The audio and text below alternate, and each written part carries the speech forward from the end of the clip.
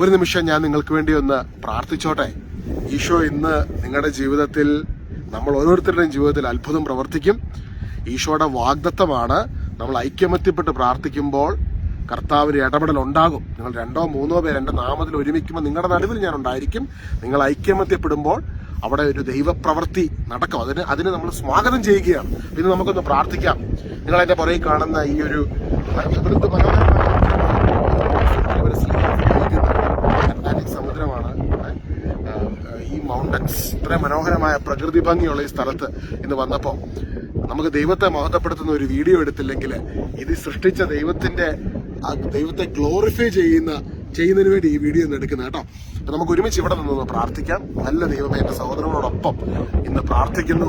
ഈശോയെ, അവിടുന്ന് പറഞ്ഞല്ലോ, നിങ്ങളുടെ ഹൃദയം അസ്വസ്ഥമാകേണ്ട, ദൈവത്തിൽ വിശ്വസിക്കുവൻ, എന്നിലും വിശ്വസിക്കുവൻ. പ്രപഞ്ചത്തെ മനോഹരമായി സൃഷ്ടിച്ച തമ്പുരാനെ, ഞങ്ങൾ ഓരോരുത്തരുടെയും നീറിപ്പുകയുന്ന വിഷയങ്ങൾ, വേദനകൾ അവിടുന്ന് അറിയുന്നല്ലോ.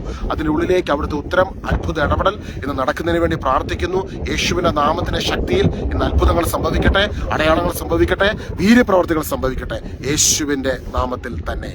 ആമേൻ.